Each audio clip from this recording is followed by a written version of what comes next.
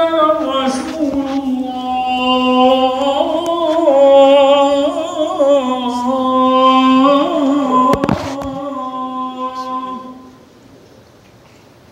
حي على الصلاة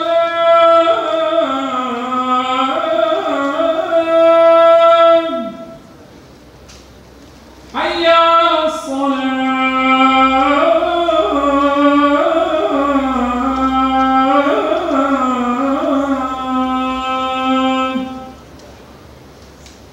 حي على الفلاح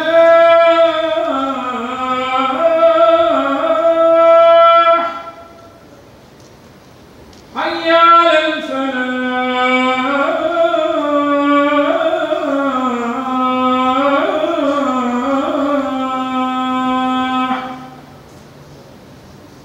الله أكبر الله أكبر لا إله إلا الله.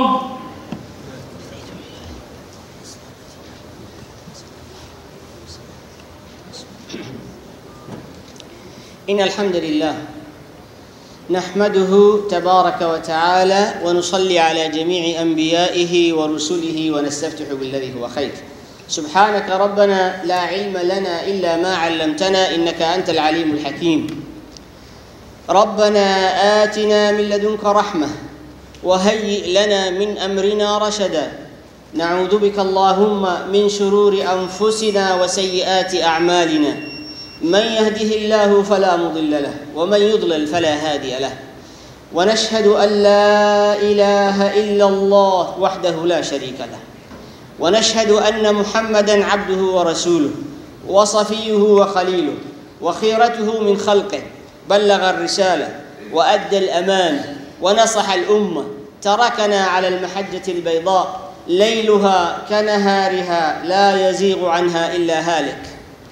اللهم صل وسلم وبارك على سيدنا محمد وعلى آله وصحبه ومن استنى بسنته ودعا بدعوته إلى يوم الدين. أما بعد، أوصيكم ونفسي بتقوى الله تعالى. يا أيها الناس اتقوا ربكم الذي خلقكم من نفس واحدة وخلق منها زوجها وبث منهما رجالا كثيرا ونساء. واتقوا الله الذي تساءلون به والأرحام إن الله كان عليكم رقيبا. يا أيها الذين آمنوا اتقوا الله حق تقاته ولا تموتن إلا وأنتم مسلمون. Dear brothers and sisters in Islam, Assalamu alaikum wa rahmatullahi ta'ala wa barakatuh. This is the second talk about Hajj. And today we are going to explore how Hajj, in a practical way, describe precisely the role, the behavior, the responsibility, and the challenge for every member in the Muslim Ummah.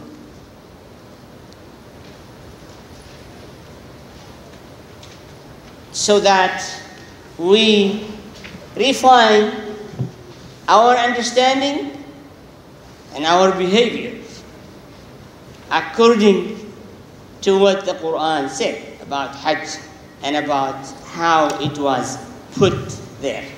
To start with, again in Surah Al-Hajj, the beginning is, as probably you know, and this is for the non-Muslims who are here, we welcome them and we want them to be with us. When we jump in pieces of this information, some of them might get lost to follow us.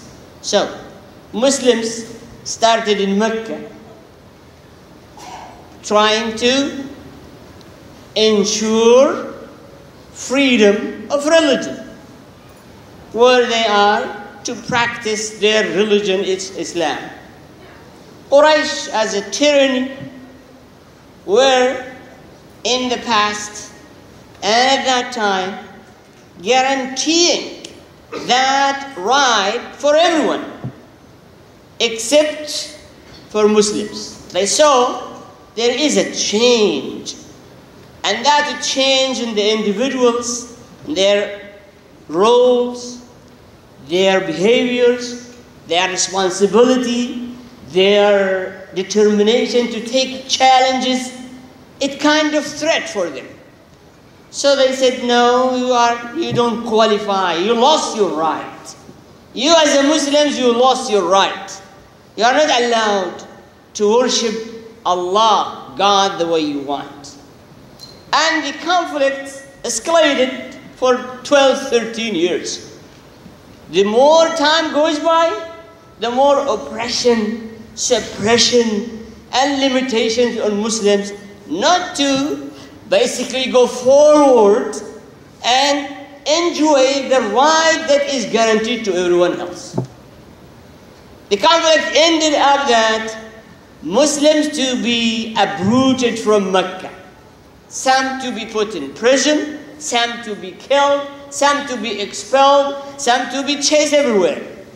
So as by 10 years, as if all of these new groups are gone, has no connection, no system, no communication, no way to be resurrected or to be regrouped, including Prophet Muhammad sallallahu alaihi wasallam. He was in a kind of house arrest after his coming back from At-Ta'if. And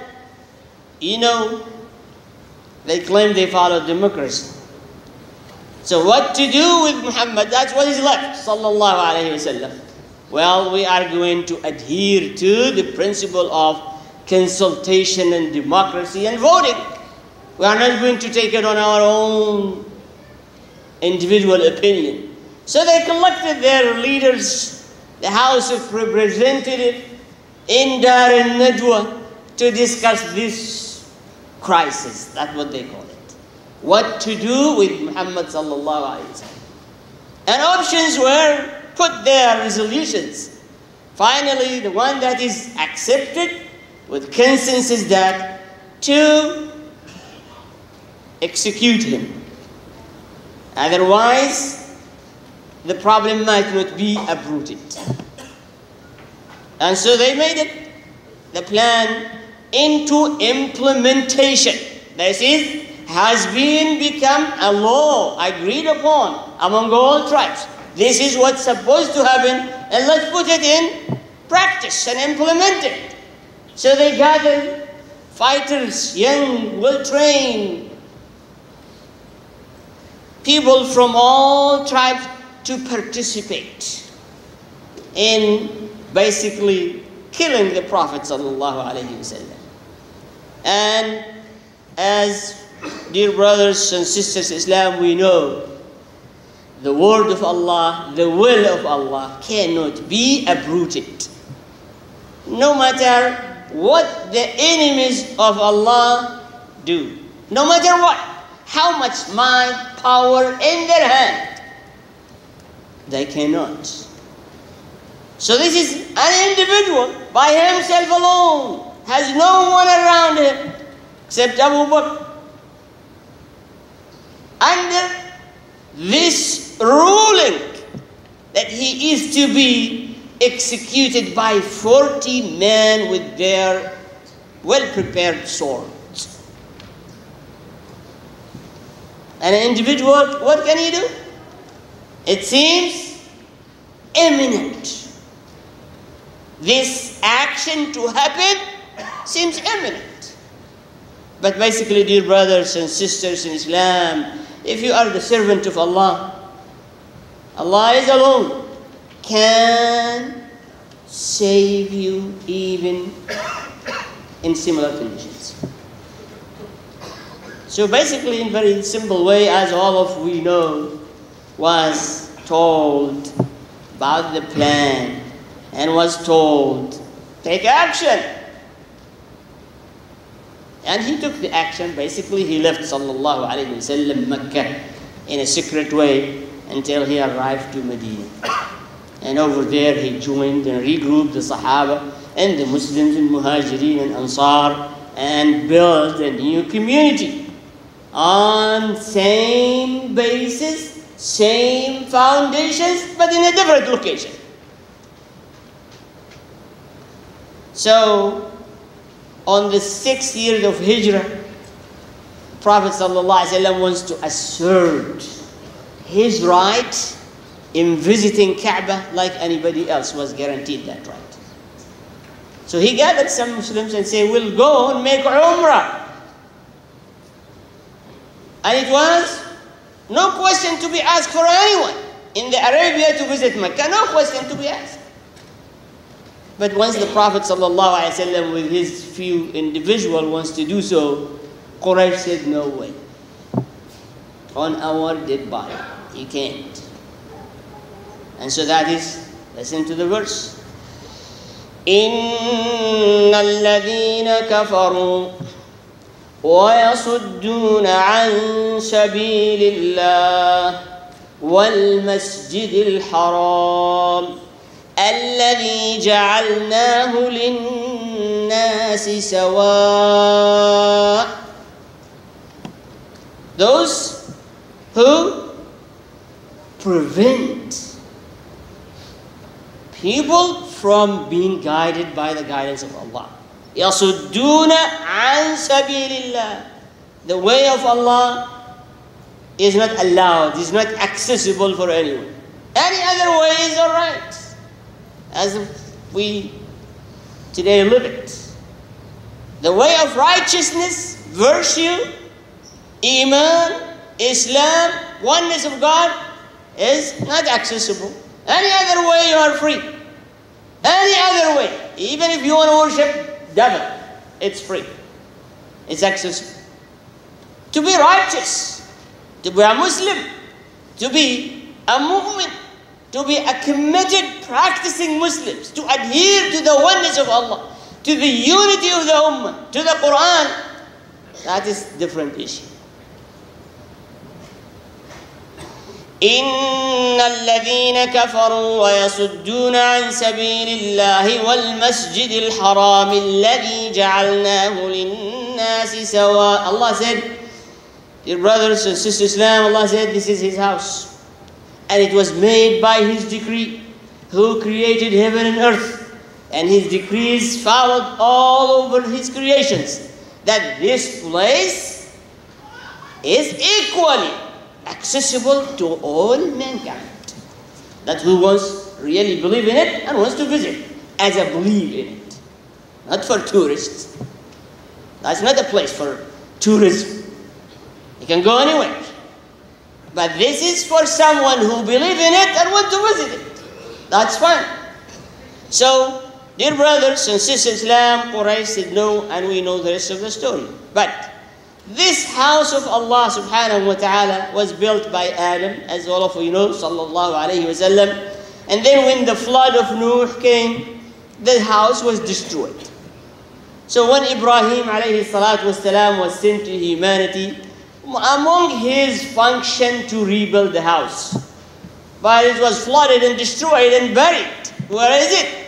So Allah said in the next verse, وَإِذْ بَوَّأْنَا لِإِبْرَاهِيمَ مَكَانَ الْبَيْتِ. Allah sent wind. The wind exposed the foundation of the Kaaba that was built by Ibrahim, by Adam alayhi salam.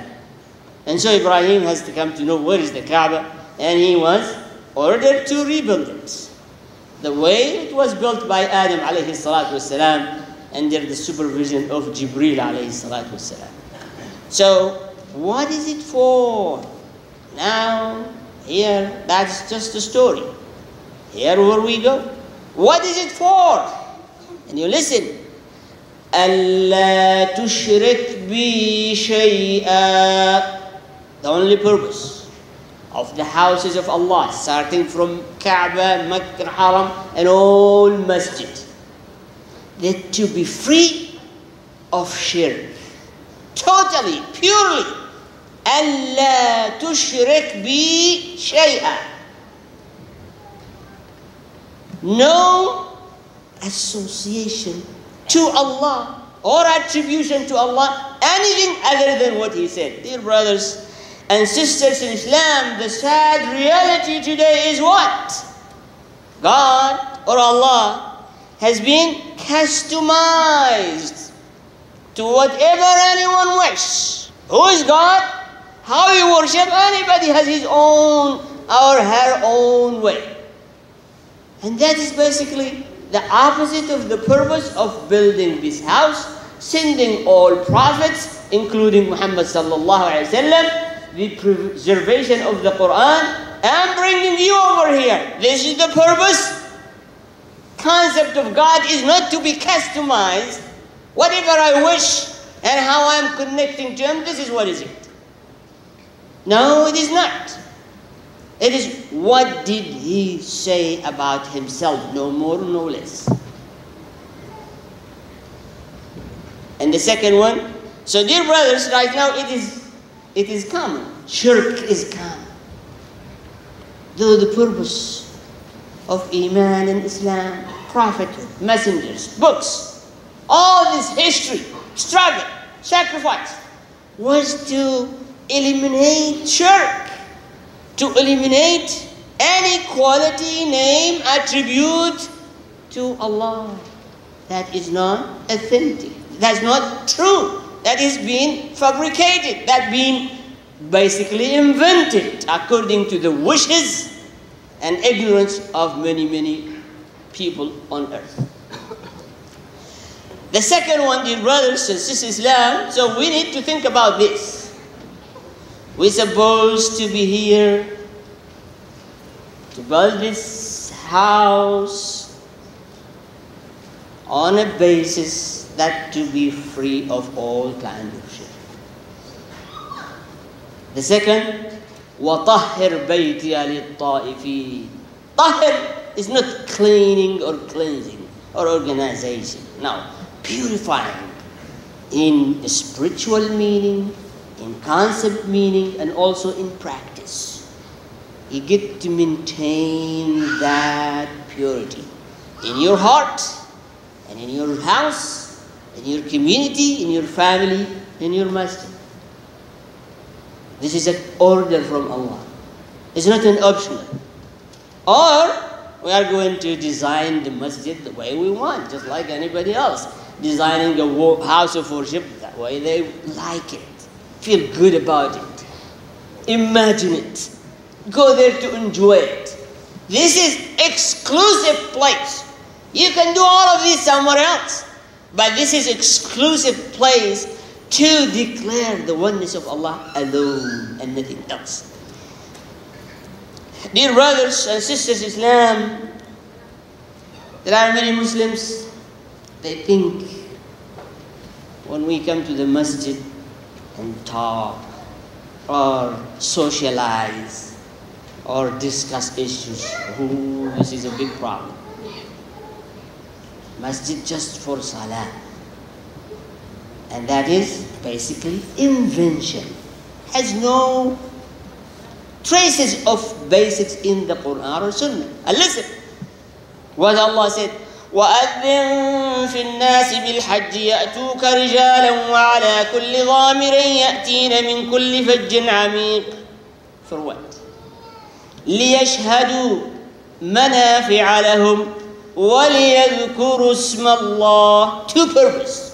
When we come here, two purposes. The first, to exchange benefit, to connect, to socialize, to help, to care, to question first. Second, to remember and utter the name of Allah.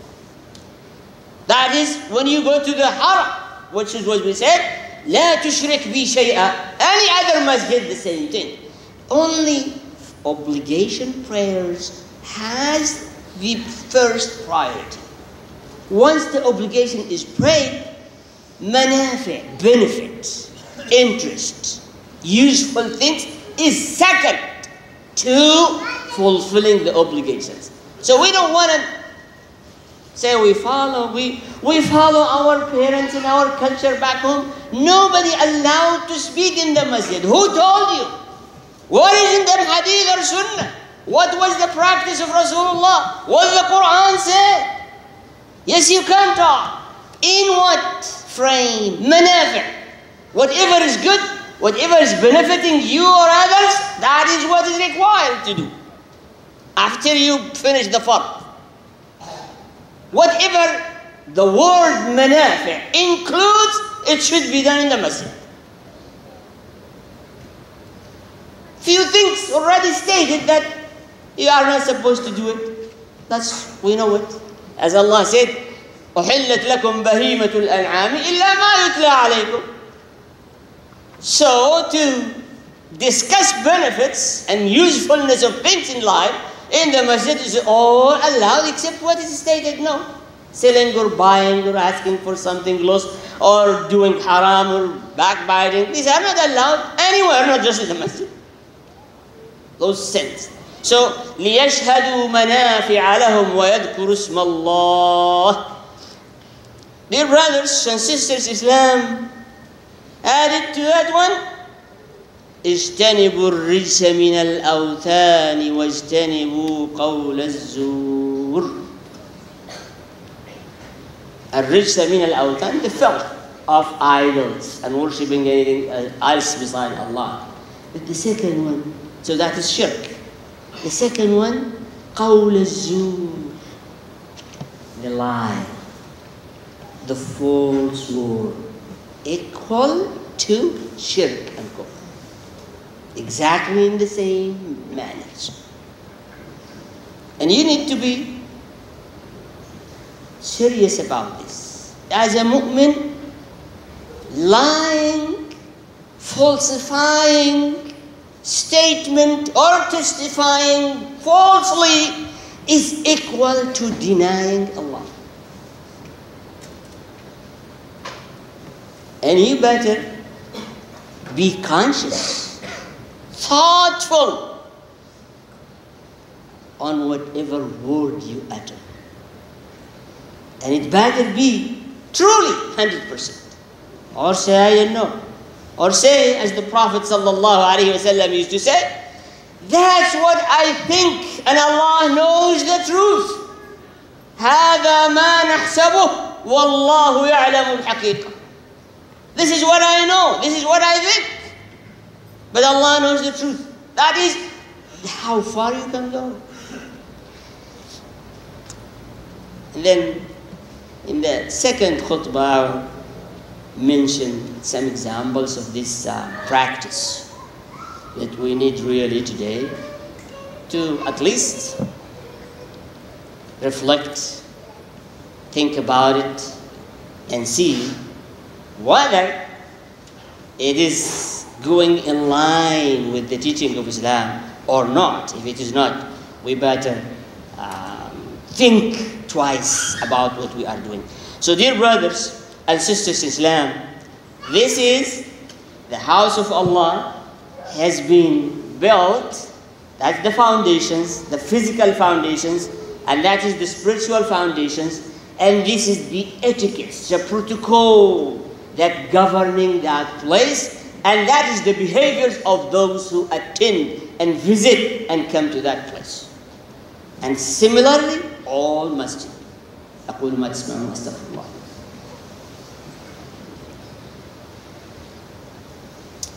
الحمد لله والصلاة والسلام على رسول الله وآله وصحبه ومن والاه. In practice, dear brothers and sisters in Islam, Hajj, as we said last week, is a comprehensive worship. To include, we cannot include everything, but as examples, Hajj is a form of Salah. Because what do you do in Salah? You humble yourself. You bow, you prostrate, you connect, you communicate, you repent, you focus on Him alone. That's exactly what you had to do in Hajj. Hajj is zakah. You spend a lot of money and you give it charity too. Hajj, fasting. Why you wear ihram? Means so many things is forbidden. And I have to restrain myself from all of these consistent with ihram, even halal ones. So you are fasting. And also, verbally you are fasting. فَلَا رَفَثَ وَلَا فُسُوقَ وَلَا جِدَالَ. You are not just fasting physically, you are fasting even with your tongue. You speak only the dhikr of Allah. Vain talk, entertaining, lust, lying, all of these not allowed. Otherwise you are not wearing ihram. It doesn't matter what clothes you wear. Also, as we said, Hajj is sacrifice. As we know from Ibrahim alayhi salatu wasalam, was determined to achieve his goal by establishing community on the basis of the oneness of Allah. Nothing stopped him. All difficulties, trial, hardships, enemies, immigration, expelled from his homeland, none of this stopped him from achieving his goal by building the Kaaba and building community, all united on the oneness of Allah subhanahu wa ta'ala. And he said, even if I have to sacrifice my son, I will. But I am not going to stop before achieving that goal. Also, as we struggle, Hajj is struggle, and you struggle when you go there. Also, Hajj is hijrah. You leave your home and go to that place, just like Muhammad sallallahu alaihi wasallam, like Ibrahim, like all the prophets, like Nuh, all they migrated. Also, Hajj is self-purification. You need to take care of yourself.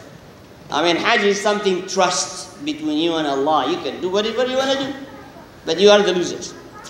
Also, Hajj is the binding force of the community and the Ummah. And we said we are preparing. This is the 10th, the first 10th of the Hijjah is one of the precious days to Allah, where you're supposed to prepare yourself to do all kind of good deeds, from fasting to act just like you have ihram. Act like you're fasting. Act like you're praying. Act like you're giving zakat. Act like you're making jihad. Act like all of these Sahaba. This is what is it. All of us. All the Ummah. Not only those who are in Mecca. And then, finally, a character building, as we said. And above all, Hajj is sincerity. Dear brothers, without sincerity, all of these will not prevail, will not bring fruit. You have to correct, direct, rectify your intentions every time.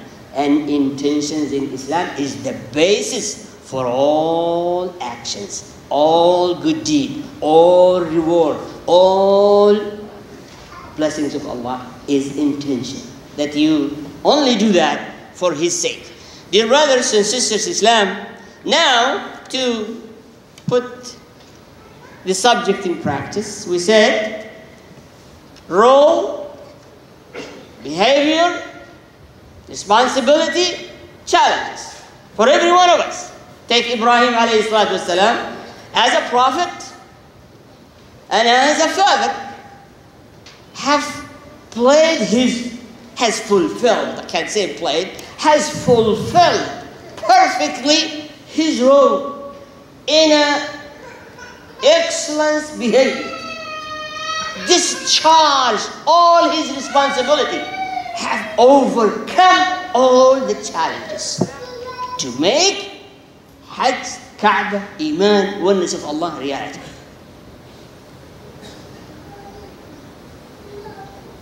Now Ismail, his son, alayhi salatu wasalam, also he helped his father. He was obedient to Allah and his parents. He was hopeful. He was with them in all tasks they need for life. He was patient.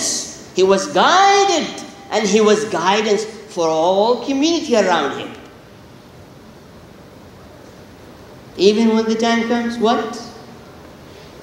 I'm not going to give you a car. I'm not going to give you this. No, I'm going to sacrifice you. He said, my dad, you do what Allah told you to do. today. Yeah, I broke the car, I get me another car. My phone has been stolen, I need your phone. Otherwise, you are bad father and bad mother. Ismail didn't say so. Then the mother, Hagar, what you can call her? The leader, the founder, that person who founded the city of Mecca, who founded the civilizations around it, is Hagar. It was nothing there. By what? By belief, by being patient, by being never ever give up. It is not the end until you give up. It's not the end. And that's why we go there and try to commemorate, to reflect, to practice what she has done. We're supposed to have the same determination and iman, trust in Allah. If it is the order of Allah, you need to trust the end will be great. And in the community. Dear brothers and sisters in Islam, you might tell me what? Oh, that's a long time ago. Well, take a few examples. Number one.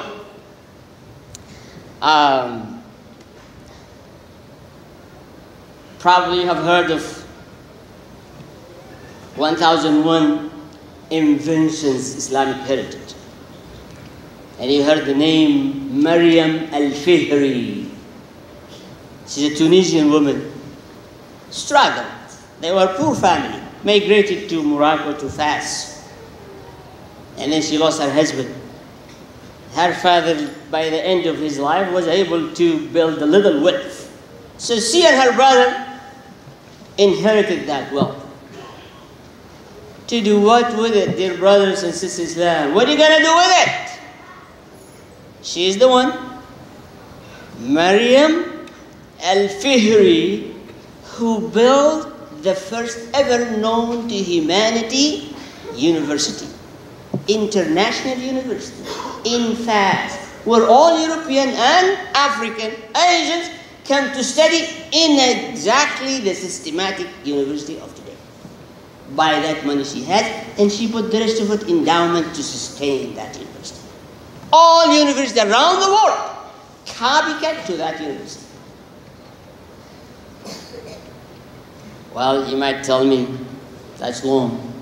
A woman came to the Prophet ﷺ asking for divorce. So he asked her why. She said, this man, one of the greatest, righteous, God-conscious men. But if I stay with him, I am going to harm my deen. So the Prophet said, you are granted divorce. So she was worried about the deen. This husband, she stayed with him, her deen will not be the way that she has her own ambition about it. Today, I'm filing for divorce to get the house, to show you that I can teach you a lesson, to make. Dear brothers and sisters in Islam, are we Muslims? The society, American society, this is the only way they know it. Divorce only can go through the court and police and all these things. They know nothing else. But you are a Muslim. You are a Muslim. Have the fear of Allah. How can you dare to call your husband to work? Don't come home, otherwise I'm going to call the police. What kind of Islam is this? In what book is this? In what Quran? In what Sunnah? In what Hadith? Where is it from? It is not either I'm a Muslim or not. It's his house too. His children too. You become worse than child. For no reason. The woman said, he is a good man. But I'm worried about my iman. Because he is physically unable to fulfill her need. And she might be looking and doing haram. Said, I need to prevent myself from looking for the haram. I said the Prophet, okay, you can ask, that's fine. You don't have to stay. Dear brothers and sisters Islam, maybe, I hope, you have heard of this Saadiya Saifuddin. She's 21, from Berkeley, descent from Pakistan. She has been appointed to the governing body of the universities of all California. And she is a committed, bright Muslim, proud of herself everywhere. There were many critics, especially the Jewish lobbies. She was doing so much activity for Palestine, they raised objection to heaven. But the 24 voting members on the region said, this is the person. Regardless what you know, this is the most qualified person. She's only 21. Dear brothers and sisters Islam, what do you want to be? Ismail, or Habil, or Ibrahim, or Saadiya, or Maryam al-Fahri, or other examples I don't want to say. So by the end, we know our sisters to wear hijab is definitely most difficult issue in this society, especially nowadays. So we commend them and we ask Allah to reward them as they are making jihad, because with their hijab they are making struggling and taking it all for the sake of Allah, not for beauty, not for anything else, not for husband, nothing. They believe in it, they adhere to it. These are good models, and these sisters need from all of us to help, to support, to encourage, and to inspire, and to protect. And those who raise kids, and those who positively contribute to the community, all. But there is a small minority, and the number is growing. They learn from the society only evil, only filth, only falsehood, only fabrication, only tyranny, only deviations. Fear Allah. إن الله وملائكته يصلون على النبي يا أيها الذين آمنوا صلوا عليه وسلموا تسليما اللهم صل وسلم وبارك على سيدنا محمد وعلى آله وصحبه اللهم اغفر للمؤمنين والمؤمنات والمسلمين والمسلمات الأحياء منهم والأموات إنك سميع قريب مجيب الدعوات ربنا تقبل منا إنك أنت السميع العليم وتب علينا يا مولانا إنك أنت التواب الرحيم أصلحنا وأصلح بنا أصلح أولادنا وأزواجنا وذرياتنا يا رب العالمين اهدنا واهد بنا واجعلنا سببا لمن اهتدى عباد الله إن الله يأمر بالعدل والإحسان وإيتاء ذي القربى وينهى عن الفحشاء والمنكر والبغي يعظكم لعلكم تذكرون وأقيموا الصلاة. الله أكبر الله أكبر أشهد أن لا إله إلا الله أشهد أن محمدا رسول الله حي على الصلاة حي على الفلاح قد قامت الصلاة قد قامت الصلاة الله أكبر.